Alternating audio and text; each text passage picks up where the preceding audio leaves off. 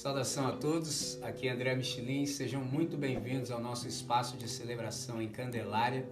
A gente está participando de um projeto de uma plantação de igreja aqui nesse bairro e dentre as várias atividades que a gente tem, a gente também assiste a um grupo de crianças. Então eu gostaria de te convidar, se você entende que o nosso trabalho é sério, você acredita naquilo que o Senhor nos deu para fazer nesse tempo e gostaria de dar um suporte, você pode também cooperar para a manutenção desse projeto, por exemplo, adquirindo uma das nossas canecas. Você tem a opção em cerâmica ou, se preferir, em alumínio.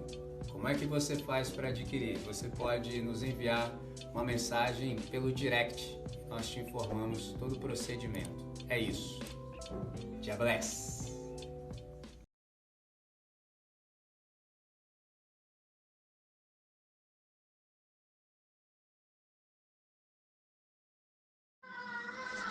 Meus irmãos, graça e paz, muito bom dia, ótimo estarmos aqui. Essa semana, o segundo dia da semana, começamos bem, nós tivemos um momento de confraternização, a Paulinha e Anderson abriram as portas do seu lar para nos receber, foi bom, ficamos lá até que nossas esposas disseram que nós não queríamos ficar mais, mas enquanto isso não aconteceu, a gente perseverou e ficamos firmes lá, entendeu? Alguns de nós foi dito assim que nós não queríamos ficar mais, então prontamente nós nos retiramos, mas aqueles que puderam, entendeu? Foi muito bom. Precisamos fazer mais isso, é bom, muito bom mesmo. E hoje é o dia que a gente separa para celebrar de modo comunitário a Trindade. Então essa é a razão pela qual nós estamos aqui, celebramos o nome de Deus com as canções, com a palavra devocional, e a gente também separa um momento para que a gente possa ler o texto sagrado e ser lido por ele também, porque ler é fácil, entendeu? Para nós que já participamos da era Gutenberg, a gente sabe olhar para esses códigos e decodificá-los, entendeu? Nós fazemos parte dos 2 bilhões de seres humanos que são, nesse caso, privilegiados, porque há pelo menos, então, há 6 bilhões de seres humanos que não entraram ainda na era Gutenberg, traduzindo, eles não sabem ler e escrever. Isso é diabólico, entendeu? Isso é diabólico, porque nós somos o povo do livro. Então, a nossa fé tem o livro, entendeu? Para a gente conhecer Jesus de Nazaré, a gente precisa saber ler o livro, entendeu? E precisamos da iluminação do Espírito Santo. Então, nós temos essa possibilidade. Então, eu vi com grande atenção tudo que foi feito e dito até aqui. Perceba, assim, o quanto o Espírito Santo lança a mão de um recurso que é valoroso, que é a arte da repetição.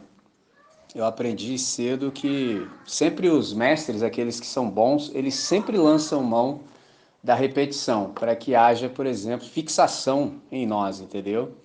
E isso é interessante porque, na verdade, o que importa não é quão rápido se aprende. O que importa, de fato, é quão bem se aprende, entendeu? Nós vamos passar a vida inteira lendo o mesmo livro, conversando, entre aspas, acerca da mesma coisa, mas nem todos teremos as compreensões imediatas, entendeu? Por exemplo, há pessoas da nossa comunidade que me falam isso com tranquilidade e é perfeito. Tem coisas que você fala que eu não entendo, tem coisas que você fala que eu entendo e não concordo, tem umas que eu entendo só depois. Falei, tudo certo, irmão, é assim que é, entendeu? Ninguém chega na mesma compreensão junto, é muito difícil, muito difícil. Vou dar um exemplo simples. Relacionamento. Houve um dia que você se apaixonou pela pessoa.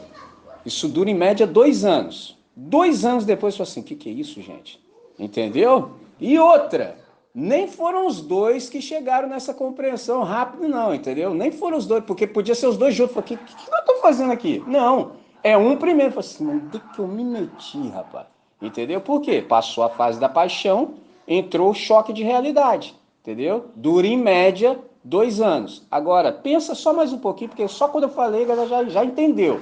Agora, pensa você casar antes desses 2 anos. Entendeu? Antes. Você ainda está antes da que a paixão termine. Lembrando que não vai terminar concomitantemente, ou seja, junto para os dois. Não vai. Um vai acordar primeiro. Tem uns que nem acordam, entendeu? É tenso, cara. Entendeu? Então, nesse sentido, a questão não é velocidade, a questão é quão bem a gente aprende, entendeu? Então, às vezes eu vou dizer algumas coisas que você já ouviu a vida inteira, mas não entrou. E tem aquele dia que fala assim, meu Deus, entendeu? Então, é que nesse dia a luz brilhou com mais intensidade, entendeu? Então, nesse sentido, eu quero chamá-los para a gente fazer o melhor uso do tempo. Venham comigo, eu quero voltar ao texto que está servindo como base para nós. Um deles o Anderson leu aqui, que é Mateus 11. Nós vamos passar por ele em algum momento, mas por hora eu chamo vocês a Efésios. Efésios capítulo 2. Carta de Paulo aos Efésios no capítulo 2. A gente tem aprendido acerca e sobre salvação, então eu quero continuar. E para isso, venha comigo, Efésios capítulo 2. Hoje eu quero conversar sobre qual é a finalidade, qual é o propósito, qual é o telos da salvação. Então, Efésios no capítulo 2, você pode vir comigo exatamente para o verso 8.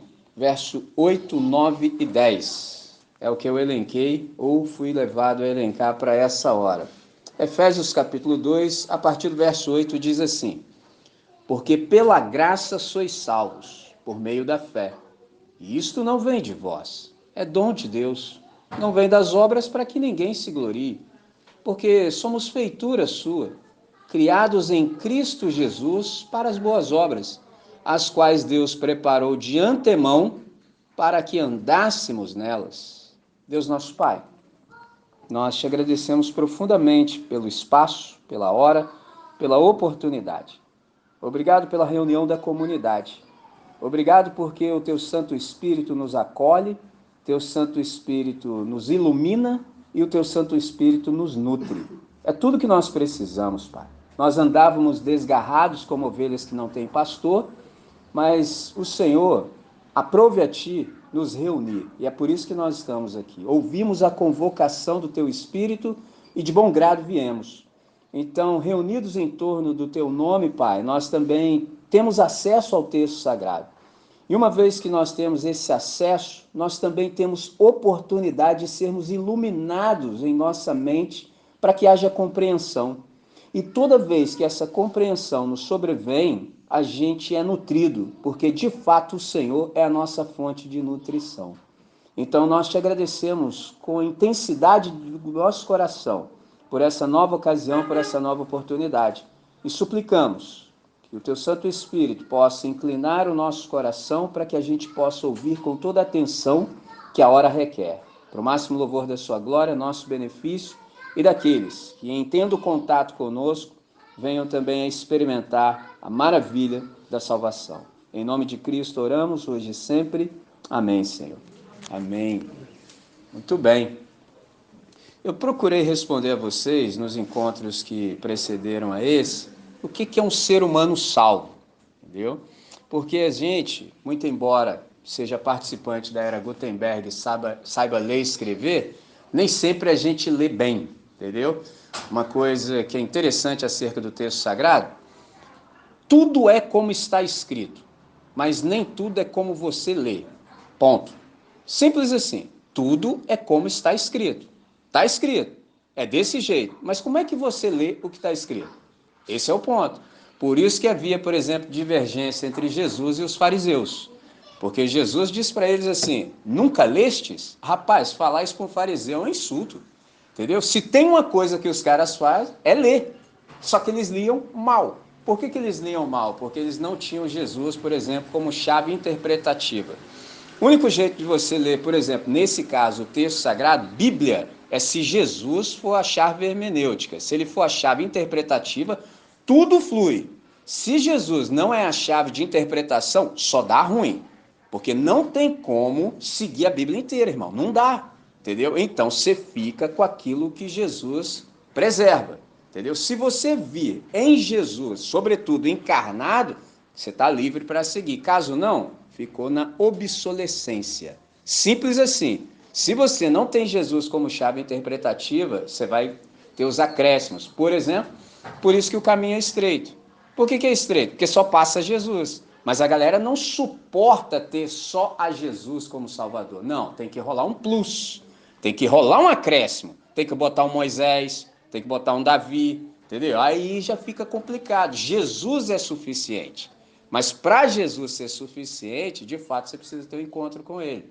Para que aquilo que passou continue no seu lugar de passado e você fique com Jesus. Então, por exemplo, ler a Bíblia sem Jesus, você não imagina o estrago que é. Entendeu? Aí você começa a olhar as coisas e fala assim, mas não é possível, cara, porque isso aqui não tem nada a ver com Deus. Entendeu? Então, para que isso fique claro, é só a gente olhar para Jesus de Nazaré e observar tudo que ele, por exemplo, vive e como vive. Um exemplo disso, que eu dei no encontro anterior, foi o fato de Zaqueu ter curiosidade de ver a Jesus, porque ouvi, já tinha ouvido bastante. E num tempo assim, por exemplo, que não havia a comunicação estabelecida como nós temos, entendeu? Você não tem uma máquina de tirar foto. Por exemplo, um dia desse eu descobri para que rei usava coroa. Entendeu? Para que rei usa coroa? Para ele sobressair, porque assim, quem já viu o cara? Ninguém viu. Então, é aquele ali que tá aquele negócio na cabeça. Pronto.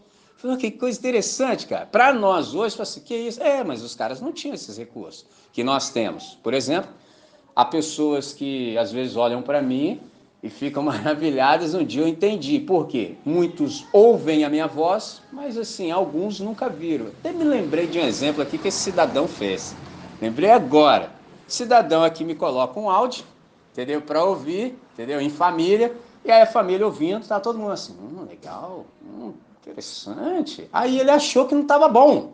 Não obstante o áudio, que já tinha feito o seu efeito, entendeu? Já tinha cumprido o seu papel existencial, ele foi lá e meteu a foto depois. Primeiro ele colocou o áudio, depois ele meteu a foto. Aí quando ele meteu a foto, a família. Não é o mesmo, não. Que isso aí? Não. Cara, nem que tá... Não, não pode.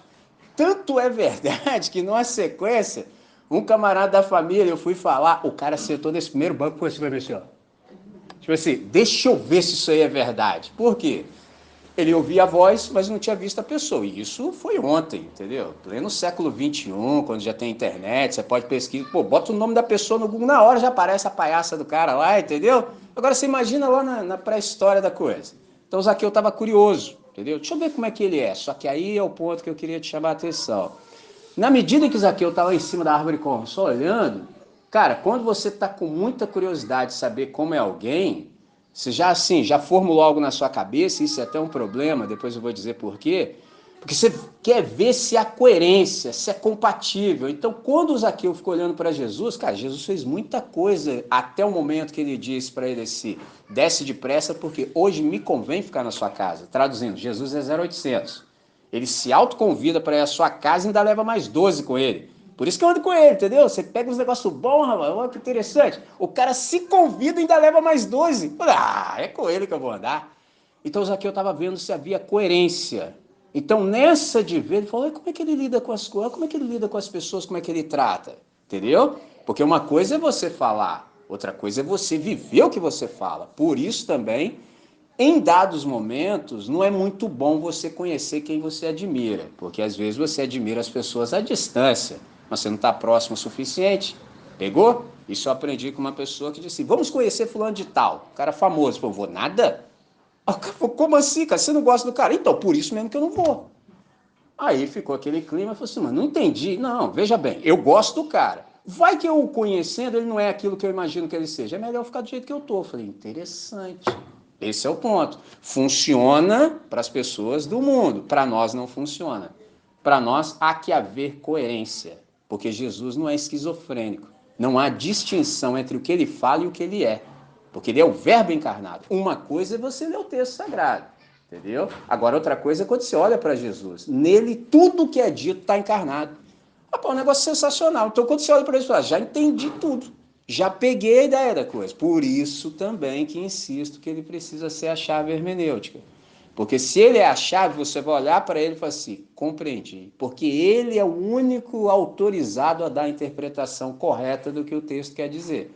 Pegou? Sem ele, não vai. Fica sempre aquém.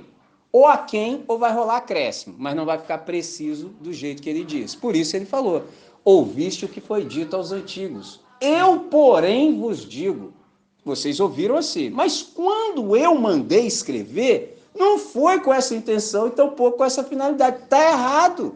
É do meu jeito. Falei, rapaz, os caras não aguentam. Foi muita pressão para eles, cara. É muita pressão ficar só com Jesus. Percebe? Tem que rolar um plus. E isso é um desafio que a gente vai viver para o resto dos dias. Pelo menos agora a gente já sabe. Se você não sabia, agora sabe. A tentação de querer rolar um acréscimo não é necessário. Jesus é suficiente. Se rolar o acréscimo, fica pesado. Simples assim. Você vai fazer rangendo, entendeu? Vai fazer carregando peso desnecessariamente falando. Então, nesse sentido, o que é um ser humano salvo? Um ser humano salvo é alguém desperto, alguém consciente. É o que eu tenho para dizer hoje. E é interessante isso porque em todos os momentos da história estão à beira de contemplar, por exemplo, o rosto glorioso de Deus. Mas abrir os olhos é opcional. Todo mundo, em qualquer lugar do planeta, entendeu?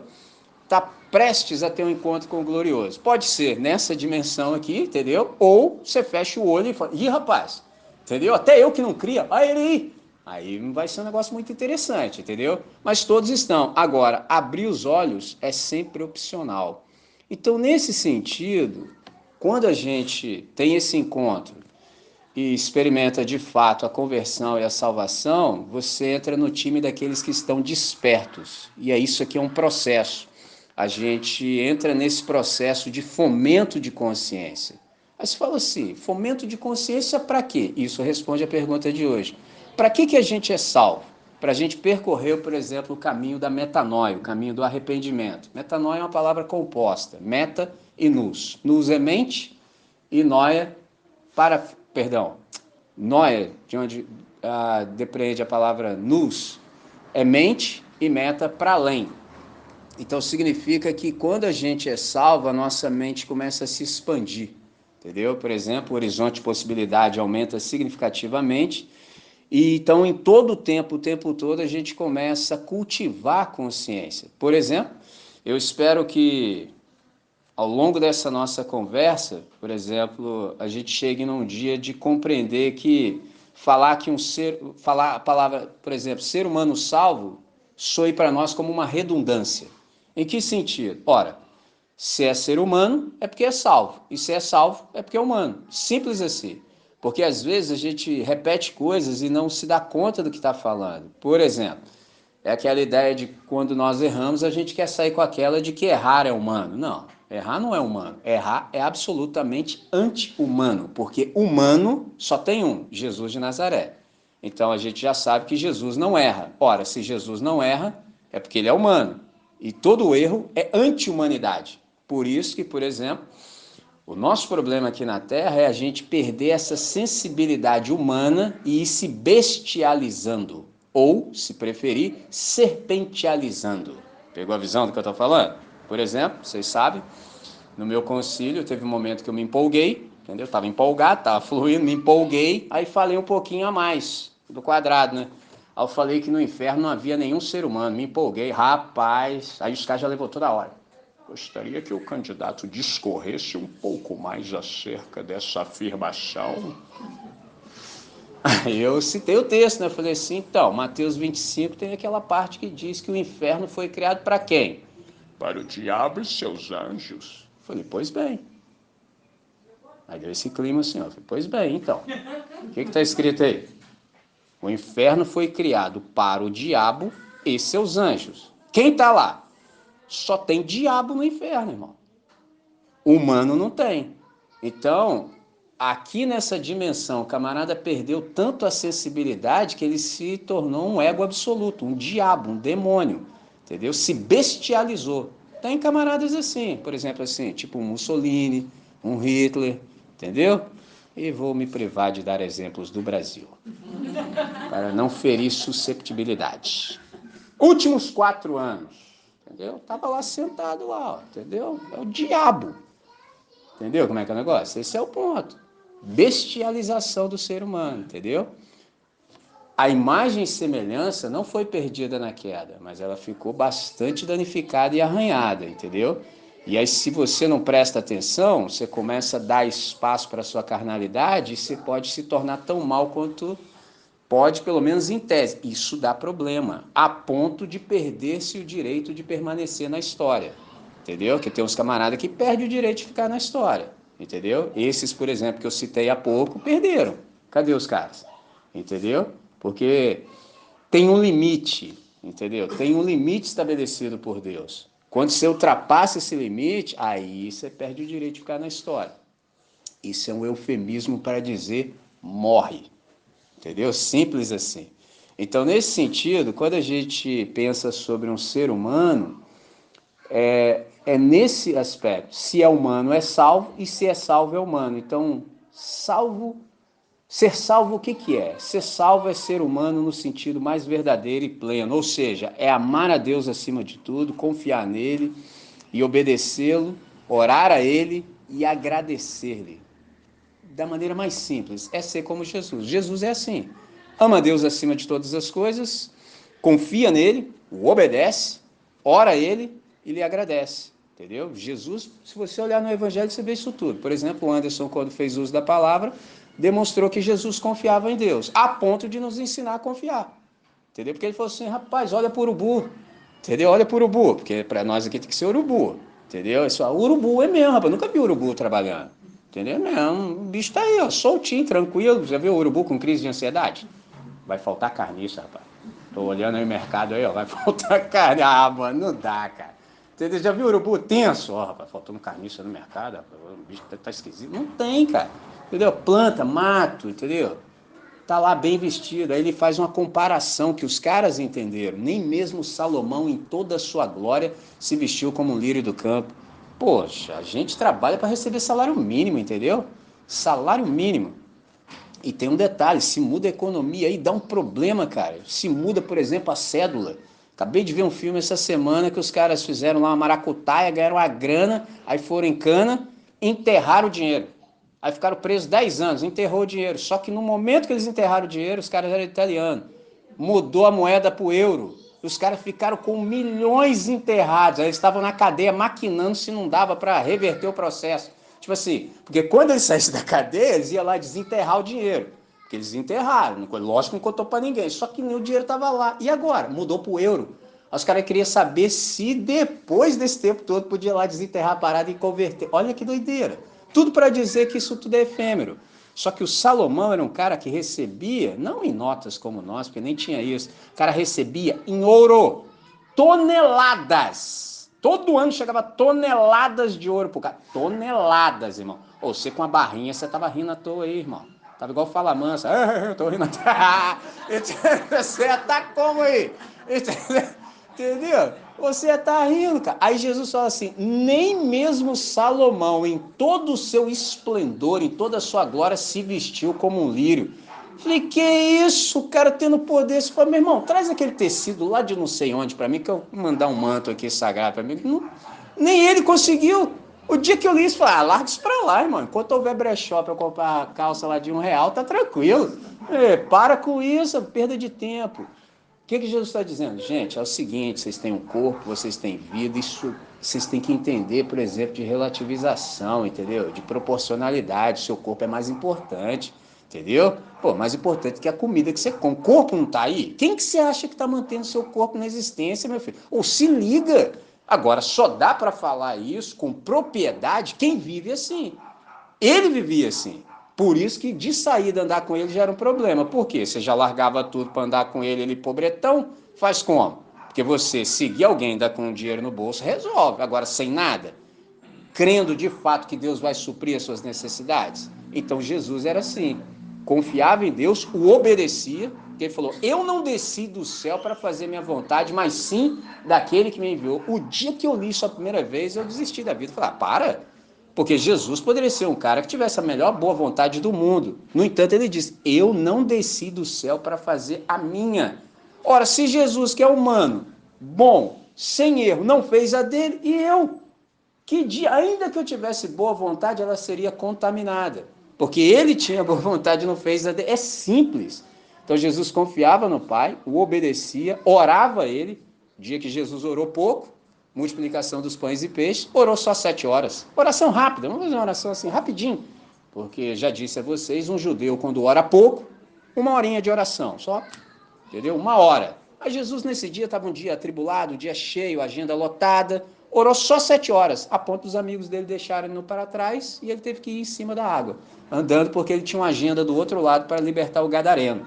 Então só, caramba! Então Jesus também era grato a Deus, por exemplo, da multiplicação dos pães e peixes, a gente vê isso. Diferente de nós, que se estivéssemos lá, a gente nunca faria uma oração de gratidão. Jesus fez oração de gratidão. Você com 15 mil pessoas frenéticas te olhando assim, falando, meu irmão, dá rango aí, dá rango aí. Duvido que você faz oração de gratidão com 5 pães e 2 peixes. Você faz oração de petição, pô. Senhor, manda pão para esse povo. Alguém já esperando.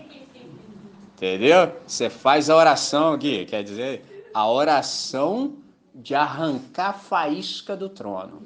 Ó Deus Todo-Poderoso, soberano do universo, manda pão para esse povo e manifesta o teu poder, aleluia!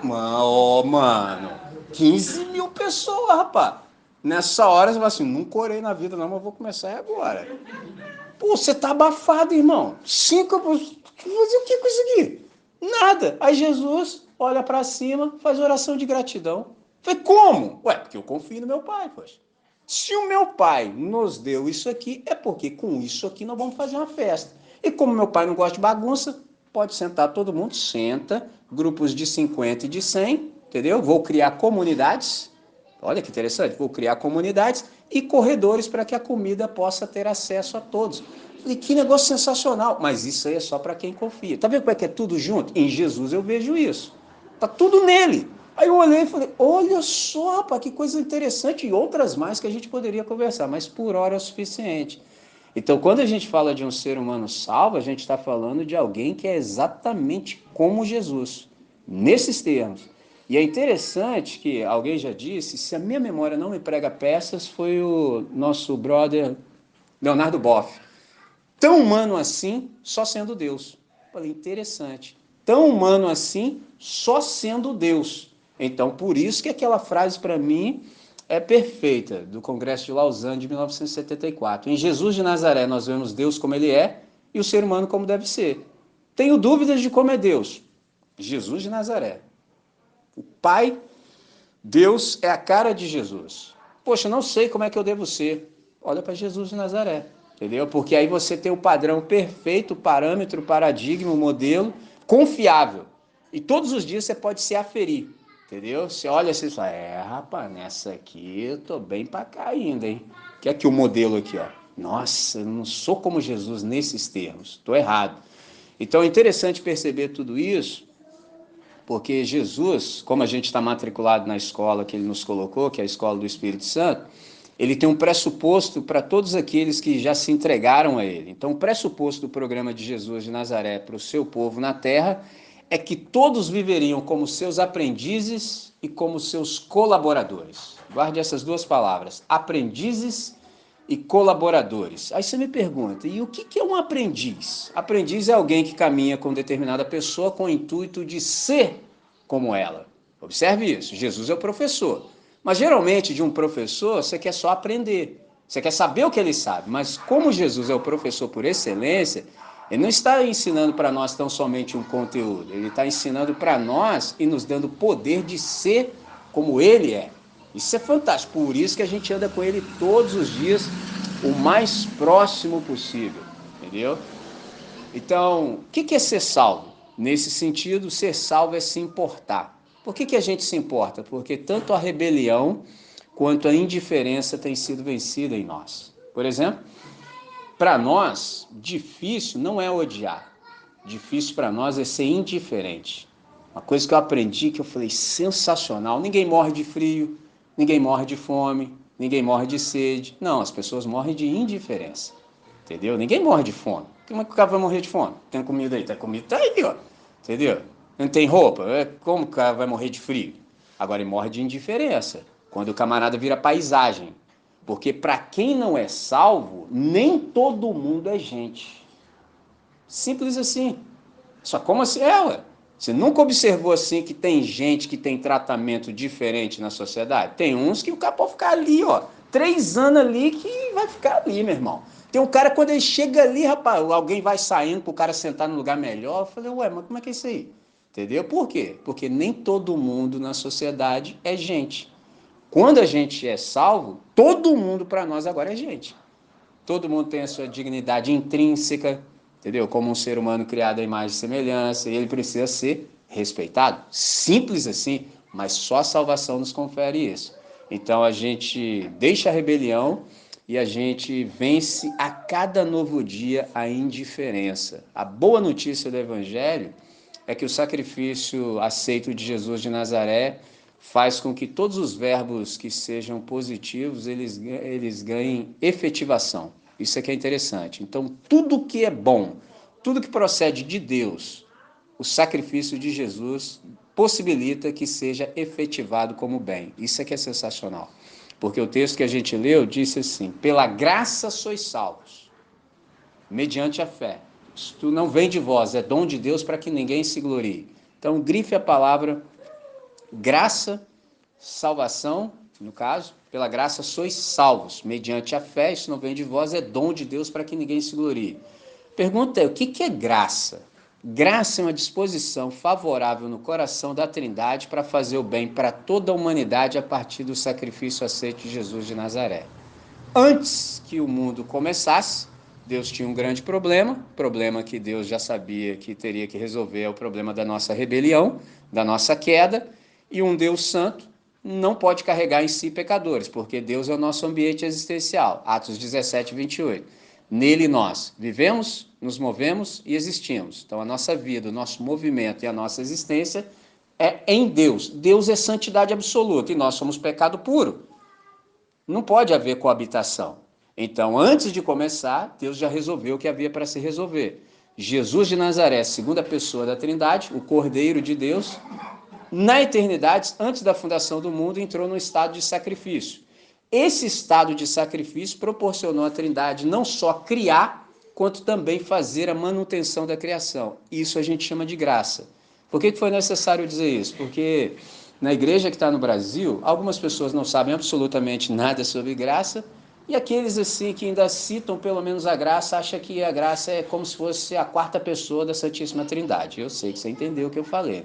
Se é Trindade, então não cabe. Então, mas tem gente que fala graça, mas não consegue compreender. Então, Deus ele faz tudo o que faz por sua graça. Lembre-se sempre disso. Por sua graça. Então, é possível, por exemplo, Deus manter agora os pecadores nele mesmo, porque ele não mantém os pecadores nele mesmo, por exemplo, na sua santidade, mas sim no seu sacrifício.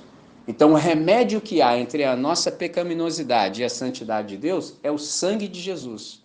Então, isso dá a possibilidade que Deus crie, sustente e nos preserve no tempo e no espaço para que Ele também possa nos alcançar. Por isso que eu disse há pouco, todos, em todos os momentos da história, estão prestes a ter um encontro com o glorioso. Mas abrir os olhos é uma questão de decisão, é uma opção, entendeu? Mas Ele pode fazer isso. Por exemplo, você já viu casos assim, em que pessoas estão assim, num estado deplorável, mas ainda não morreram? Já percebeu isso? Tem gente que você vê, pô, o cara tá sempre naquilo ali, mas não morreu, mas tá ali. O que está acontecendo diante dos seus olhos que nem sempre a gente se dá conta? Deus está preservando aquele ser humano para que a luz possa alcançá-lo. Por exemplo, talvez um dos casos mais ilustrativos disso assim é o Gadareno, que eu citei há pouco. O camarada tinha uma legião de demônios dentro dele, cara. Uma legião. Mas estava lá, entendeu? Causando problema, entendeu? Servindo como atração, mas estava lá. A pergunta é, pô, os caras estavam possuídos daquele jeito, por que o diabo não matou? Porque Deus não deixa. Tem um limite para tudo. Tudo aqui no universo tem um limite, até para a maldade. Porque, por exemplo, maldade não respeita nenhum limite ético, nada desse tipo. Você pode estabelecer uma lei para maldade que não vinga. Mas há um poder no universo detendo a maldade. Então, quando você entende quem é esse poder, de fato, você fala, agora eu entendi. E nós temos o privilégio, já que somos salvos, de alcançarmos as pessoas com a luz do Evangelho. Isso é que é sensacional. Então, Deus está sempre mantendo as pessoas, sempre, para que elas possam ser alcançadas pela boa palavra de Cristo. E nesse caso, nós que somos salvos, entendemos a razão da nossa salvação. É para isso. Não é simplesmente para quando morrer e ir para o céu. Porque se for para quando morrer e ir para o céu, a gente está desobrigado de toda boa obra aqui. Não, meu irmão, fica aí com a sua lista de crente, só, por exemplo, obcecado para saber se você está ali dentro da lista de crente, e quando você morrer, você foi. Tá, só o problema é que você perdeu a vida. Porque pela graça sois salvos, mediante a fé. Isso não vem de vós, é dádiva de Deus para que ninguém tire uma onda. Essa é a ideia, viu, mano? Você não quis aceitar Jesus, se deu mal. Eu aceitei, me dei de bem. Seria assim se dependesse de nós. Como Deus sabe, não é assim. Mas ele continua explicando. Já passei pela parte que disse a vocês que nós somos um poema, criados em Cristo Jesus, para as boas obras. Agora eu gostaria de me deter aqui. Então, antes que Deus fizesse o universo, o cosmos, ele já fez o nosso novo ambiente existencial. Antes a gente estava nas trevas, na dimensão da nulidade, da vaidade. Nada lá tinha, por exemplo, validade, não servia absolutamente para nada. Como vovó me dizia, não tem serventia. Mas agora Deus nos colocou noutra realidade, das boas obras, as quais Deus preparou de antemão para que andássemos nelas. Esse andássemos nela aqui significa assim, para que isso fosse a vida de vocês. Entendeu? A vida de vocês agora vai ser de fato as boas obras. Tem gente que faz obras, tem a galera das obras, tem. Mas as boas obras só são conferidas, por exemplo, aos santos. Então, nesse sentido, a gente percebe de fato qual é a razão da nossa salvação. Uma vez falando isso aqui, nesse momento, assim, a gente começa a perceber que todas as vezes que a gente tem oportunidade de ler o texto sagrado e ser lido pelo texto, abre-se também uma oportunidade, um espaço, por exemplo, de abertura para balanço. É interessante que quando você passa assim diante de algumas lojas em algum momento do ano, geralmente faz no final do ano, mas hoje em dia tem encurtado o processo. Você passa na frente da loja, está escrito em letras garrafais: fechados para balanço. Só que no caso, nós que somos salvos, não é fechados para balanço, é o contrário, aberto para balanço. Todos os dias, se a gente quiser, a gente pode se submeter a esse balanço existencial. Você pode se abrir, você abre o texto sagrado e se abre junto, entendeu? Aí, à medida em que você lê, você vai sendo lido. E um segredo, leia o texto contra você. Aí fica perfeito, irmão. Você vai lendo e vai falando assim, não estou desse jeito aqui não. E se você ler e tiver hombridade, honestidade de ler e falar que não está, mas você vai sair bem diferente dessa leitura. Pegou a visão? Então a gente se abre para balanço. E esse se abrir para balanço é infinitamente, incomparavelmente mais do que só um check-up. Porque um check-up, você pode até fazer um autoexame. É possível, é bom. Entendeu? Já viu quando você tem o seu próprio autoexame? Então, mas aqui não é isso não. Essa abertura para balanço, aí você se submete a um exame do alto. Pegou a visão? Autoexame é uma coisa, é bom, pô, deixa eu ver se está legal. Não, faz um check-up, né, anual. Legal, tá ótimo, mas aqui a questão não é essa. A questão aqui é se submeter a um exame do alto. É o Salmo 139, verso 23 e 24. Sonda-me, ó Deus, prova-me, conhece os meus pensamentos, vê se há em mim algum caminho mau e guia-me pelo caminho eterno. Ei, meu Deus, hein? Sonda-me, ó Deus. Entendeu? Conhece os meus pensamentos, prova o meu coração, vê se há em mim. Porque tem uma galera assim, vê no meu cônjuge, no meu próximo, a galera lá da igreja. Não, é em mim, seu problema aqui, senhor, tem nome, sou eu. Entendeu? Não é nem esse negócio de diabo aí, irmão. Isso aí pra nós já tá resolvido. O diabo fica pra lá, entendeu? É que se vire pra lá, entendeu? O negócio que sou eu, porque eu é que sou o problema, entendeu? E se eu sou o problema, vê se há em mim algum caminho mal. Observe isso, algum caminho mal. Observe o texto, por exemplo, de Efésios capítulo 2, verso 10. Deus nos criou para as boas obras em Cristo Jesus, antes da fundação do mundo, para que andássemos nela. Percebe a conexão? O caminho mal nos impede, por exemplo, de andar nas boas obras. Então, nesse sentido, eu falo, Deus, ainda resta alguma coisa em mim, por exemplo, da dimensão das trevas? Ele que vai dizer, mas observe o conectivo, e guia-me pelo caminho certo. Por exemplo, se fosse a galera evangélica assim, ia falar assim, mostra para mim, Senhor, mostra para mim que eu vou resolver. Vai resolver nada, irmão. Vai resolver não. Sabe por que não vai resolver? Porque se fosse resolver, já teria sido resolvido. Você já teria feito isso. E outra, se Deus te mostrar o quanto há de caminho mal em você, irmão, amanhã nós vamos ter uma notícia trágica. Amanhã nós vamos lá te sepultar. Então você não vai aguentar a pressão, não, irmão. Não vai aguentar. Por que não vai aguentar? Porque nós somos mentirosos. A gente está nesse negócio de mentir para nós mesmos. Ó, não é de hoje, irmão. Nós estamos dando mentiraiada. Entendeu? Só que aí, como a gente mentiu para nós, a gente acreditou na nossa mentira. Já estava ruim. Ainda conseguimos uma galera para acreditar junto com a gente. Ai, ai, ai, cara. Entendeu? Por isso que a gente entrou nesse negócio também de matrimônio assim, mentindo. Ó, mano, é muita mentira para um lugar só, cara. Você mentiu para você, a outra pessoa ainda acreditou na sua mentira e ela estava mentindo para ela e acreditou na mentira dela, que botou vocês dois no mesmo teto. Ah, vai dar bom, vai. Que dia que vai dar bom isso aí? Nunca vai dar certo esse negócio. Pegou a visão? O combo de mentira? Ué. Entendeu? Tava aqui na minha mente. O combo de... Mano, ó, sem brincadeira, irmãos. Quanto mais eu aprendo de Deus, eu falo assim, meu Deus, eu não sei nem como é que eu tô vivo ainda, cara. Porque é muita mentira para um ser humano só, gente. Eu sei que a gente tampa na maquiagem, entendeu? Mas, pô, cara, eu falo aí pra vocês, eu sei que vocês gostam. Pô, tem uma galera assim que você passa perto, você sente um cheiro diferente, uma fragrância, entendeu? Cheiro de enxofre danado, cara. Você falou, mano, entendeu? É muita mentira, cara. Por isso que quando a luz brilha sobre nós, se você teve uma conversão dramática, você sabe que você teve um choque de realidade. Você sabe, cara. Entendeu? Deus te deu aquela descortinada e falou assim, meu pai do céu. Entendeu? Pô, que isso, cara? Entendeu? Você já vai se render, não. Pelo menos foi o meu caso, já fui me rendendo na hora. Entendeu? Uma delas foi assim, que eu dizia que o meu problema era o meu pai. Antes que a palavra me chegasse aos lábios, Deus falou assim, seu pai é problema meu. E aí? Eu falei, e aí que eu já estou me entregando agora? E aí? O que eu vou falar? Um ser que eu estou maquinando ainda. Entendeu? Estou erigindo a minha tese, minha hipótese e tal. Ele já foi lá atrás. Eu falei, como assim? Com quem eu estou lidando? Tá louco? Entendeu? Eu falei, e aí que eu já estou prostrado aqui, daqui eu não vou sair nunca mais. Tá doido, rapaz? Choque de realidade brutal. Nós não aguentamos, não aguentamos. Por isso que não está escrito do jeito que eu disse. Está escrito assim, e guia-me pelo caminho eterno. Ou seja, Deus, sabendo em mim o que há de ruim, você não precisa nem contar para mim não, porque se só contar para mim, é perigoso até atentar contra a minha existência. Porque vai ser tanto choque de realidade que eu vou arrumar uma corda e vou amarrar no pescoço, eu vou pular e eu então vou dar um tiro no coco.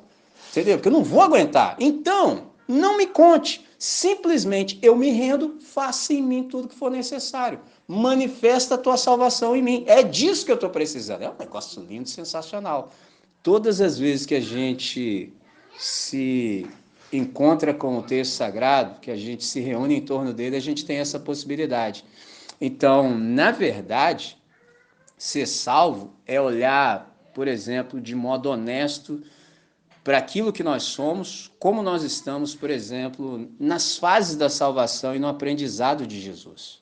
Então, eu disse na primeira vez que a gente conversou que a salvação ela tem fases, entendeu? Tem fases. Todos nós estamos percorrendo esse caminho. Então, quando a gente tem essa honestidade de olhar para si mesmo, para aquilo que a gente é e como a gente está, a gente percebe como é que eu estou nas fases da salvação e no sentido de aprender de Jesus. Será que eu posso receber o label de Deus que eu estou aprovado? Igual o 1 de Timóteo, capítulo 2, verso 15, fala que a gente deve se apresentar a Deus como obreiro aprovado, que sabe manejar a palavra. Será que Deus, quando olha para mim, mete o label lá, o selo? Tá aprovado. Ô, tá brabo, hein, irmão? Tá reprova, pô, feiaço, cara. Entendeu? Igual, por exemplo, lá no colégio, os alunos sempre perguntam, professor, e sua matéria tem prova? Eu falei, claro. Aí eu gosto do desavisado, cara. O cara tá lá assim, ó, o cara já corre. Ué, mas que dia que é? Eu falei, você não tá sabendo, não? Eu, não, como é que é? Deixa o cara lá passar mais sufoco ainda. Lá pela cena, eu falei, não, irmão, deixa eu te explicar. A minha, diferente de todos os demais professores, não tem um dia, é todo dia. Que eu explico para ele, aí tem que contar a história para ver se ele pega. Eu falo, não, dos outros professores é tudo fácil, pô. O cara vem aqui e te ensina coisas que você já poderia saber sozinho, que você tem, por exemplo, a plataforma de ensino à distância mais antiga da humanidade, que é o livro, você é da era Gutenberg, sabe ler e escrever, então é fácil, o cara ainda vem aqui e ainda te ensina o que você poderia ter aprendido sozinho, no dia ainda marca a prova para daqui um tempo e limita o conteúdo, e nem fala assim, vou querer tudo da página tal, nem é isso. ele fala, olha, dentro disso que a gente estudou, eu vou delimitar o conteúdo, nem vai ser tudo não, e você me tira menos que 10. Eu não sei, sinceramente, eu não sei como é que você consegue fazer isso, mas tudo bem. Agora a minha é diferente. A minha é assim, quando eu falo, prazer, privilégio estar com você, já está valendo. E aí eu vou. Aí quando o sinal bate, entendeu? Aí é por tua conta, irmão. Entendeu? E assim, do minuto que eu comecei a falar até o final, muita coisa pode ter acontecido dentro de você. E aí você tem duas alternativas. Primeiro você fala assim, Deus é desse jeito mesmo, tô lascado, tô lascado, tô lascado. Ou então você dá de cínico, finge que não ouviu. Por isso que vocês ficam nessa bagunça aí, tem uns que... Por quê? Porque é perigoso, cara. É muito perigoso me dar atenção. Porque se você me der atenção, pode acontecer aquilo que aconteceu com Zaqueu, né, cara? O seu olhinho cai dentro do olho de Jesus, e quando seu olho cai dentro do olhinho de Jesus, dá ruim para você. Você sabe disso, entendeu? Você sabe disso. Deixa a concorrência passar por um instante. Pausa para respirar. Ei, Laia.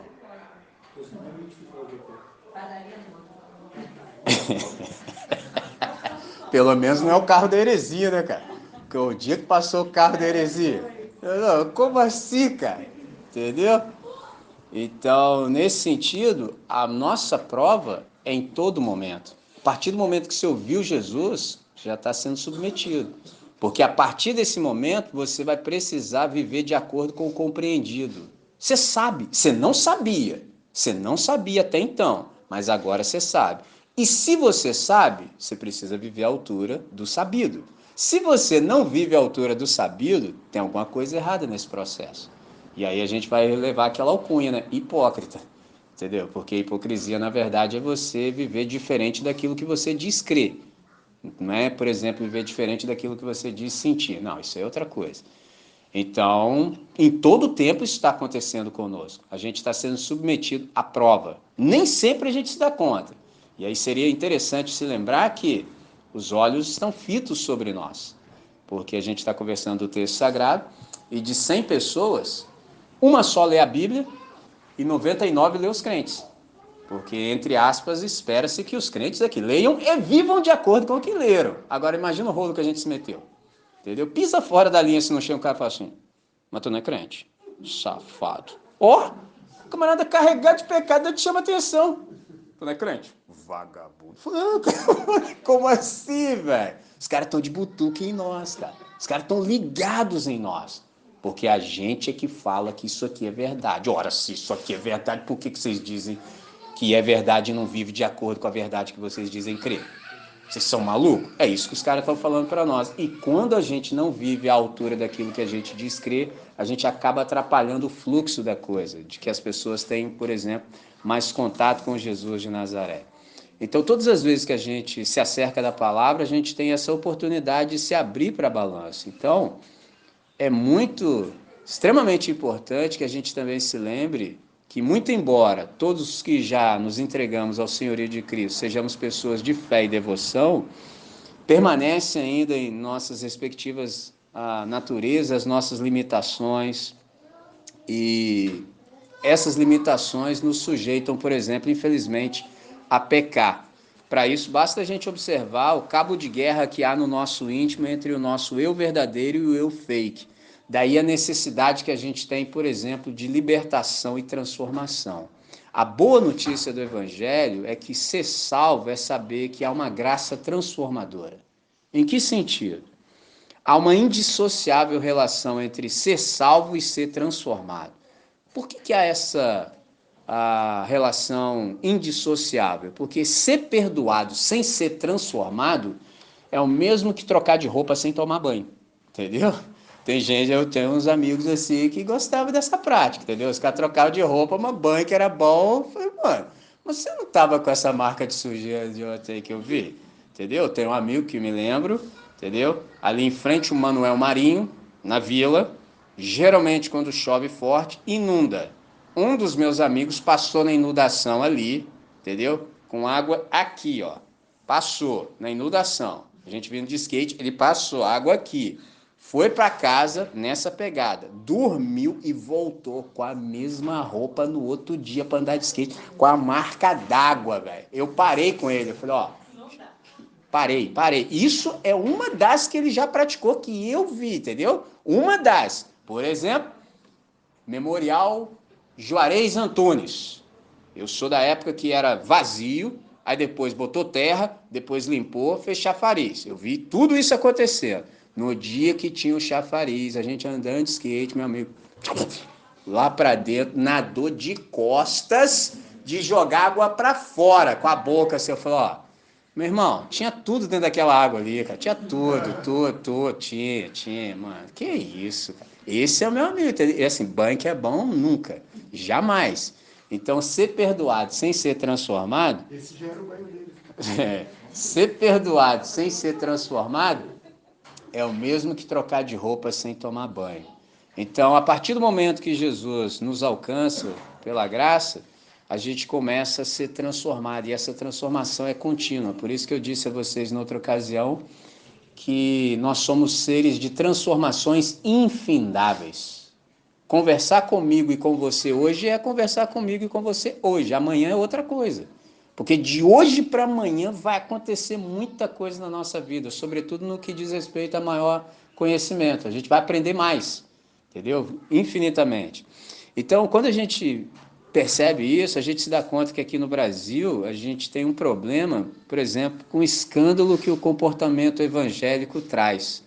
E esse escândalo é exatamente o mal resultante da falta de transformação autêntica. Por isso que no Brasil está cheio de queimadores de filme de Jesus. Ano passado eu falei, por exemplo, lá no espaço da Assembleia, falei que tinha uns queimadores de filme de Jesus. Aí esse ano os caras chegou para mim murchinho. Pô, professor, aquela parada que você falou ano passado, tocou no meu coração. Eu falei, entendeu? Eu só falei, mano, você tem que resolver o que você quer, entendeu? Você é membro de igreja? Se for, tá tudo certo. Agora, se você for discípulo de Jesus, porque eles me pediram para falar sobre intimidade com Deus, o que era ser discípulo de Jesus, aí teve um momento que chegou a hora, né? Eu falei, então, vocês estão me deixando confuso aqui, né, cara? Entendeu? Vocês estão parecendo queimadores de filme. Tem muito, cara. Porque quando falta essa transformação, não se verifica de fato que você é um salvo. Transformação, o que é transformação? É esse processo que alguém é feito cada vez mais parecido com Jesus, o quanto é possível. E como é que essa experiência se dá? Como é que isso se efetiva? Exatamente pelo ministério de Cristo no íntimo do ser de alguém e também por ele levar uma vida com Deus. Interessante isso. Por quê? Para os nossos irmãos lá da igreja primeira, que a gente chama de primitiva, salvação era muito mais do que perdão dos pecados. Era também, acima de tudo, uma jornada rumo à união com Deus. Nosso relacionamento com Deus foi restabelecido.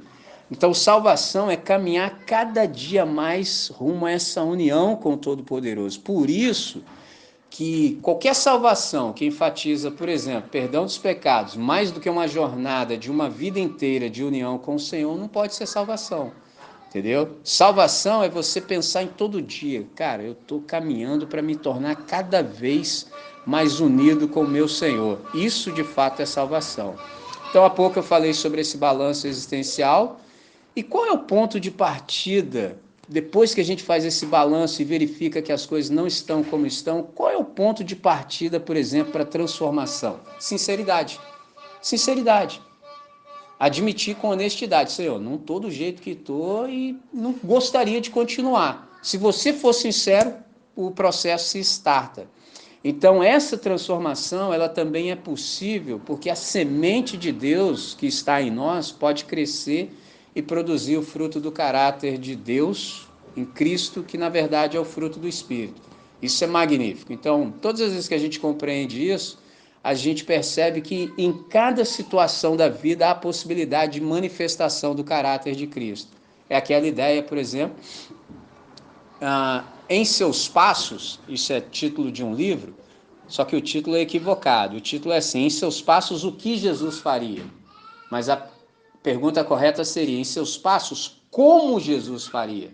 O que Jesus faria, eu e você já sabemos, está revelado aqui. Agora, eu não sei como Jesus faria se estivesse aqui agora em meu lugar em 2023, no século XXI. Isso eu não sei. Qual recurso eu tenho para saber? Orar.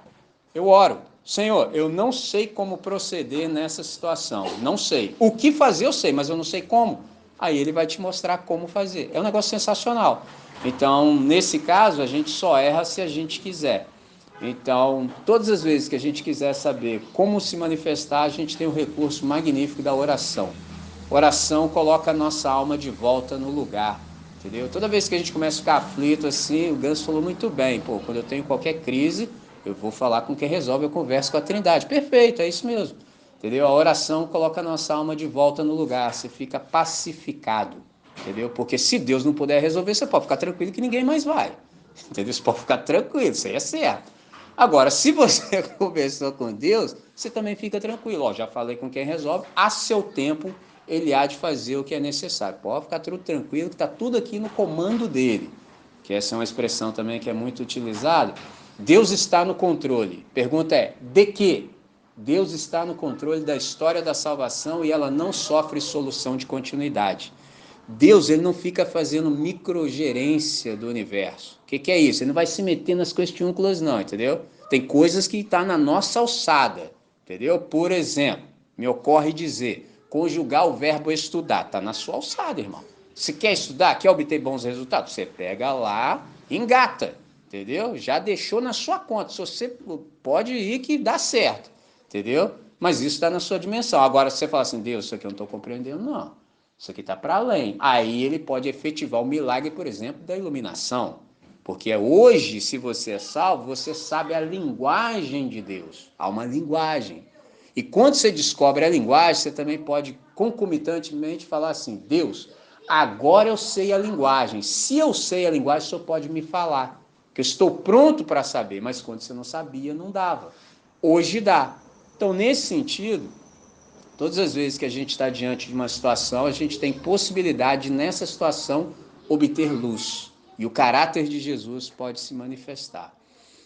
Por hora, meus irmãos, eu creio que é o suficiente. Há ainda outras coisas, mas eu tenho aprendido a dizer uma coisa de cada vez, porque muita água mata a planta. Então, por hoje, creio que é o suficiente. Podemos deixar ainda outras coisas para outro momento. Nesse sentido, eu vou chamá-los para uma oração, para que Deus possa, por seu Espírito, gravar toda essa verdade no íntimo do nosso ser.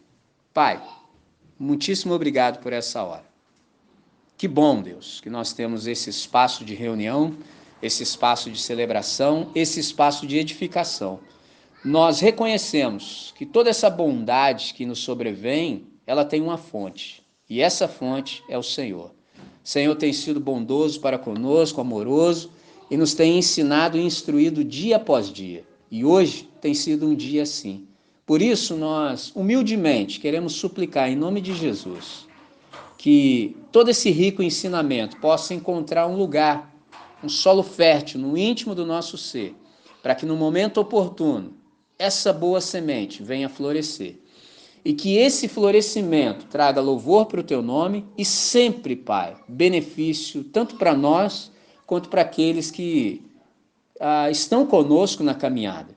Todos aqueles que venham a ter contato conosco enquanto percorremos a criação. Ó Deus, nós também com honestidade, enquanto a palavra era lida e explicada, nós reconhecemos que ainda há algumas coisas no íntimo do nosso ser que não estão como devem estar. Por isso, nós nos abrimos para balanço e pedimos que o Senhor possa nos sondar, provar os nossos pensamentos e ver se há em nós algo que não coaduna com aquilo que o Senhor quer, com aquilo que o Senhor nos tem salvo para ser. Em havendo, Pai, guia-nos pelo caminho eterno. Guia-nos, ó Deus, por exemplo, por essa nova estrada, por esse novo caminho que Cristo Jesus nos tem colocado pela salvação, de tal maneira que em nós não haja nenhum desperdício, que não haja nenhuma incoerência entre o que nós dizemos crer e aquilo que nós manifestamos no nosso viver, mas que tudo seja exatamente perfeito no sentido de ser coerente, congruente, Pai, de modo que o teu nome seja exaltado. Nessa manhã, é desse jeito que nós oramos. Em nome de Jesus, hoje e sempre. Amém, Senhor. Amém. Sensacional.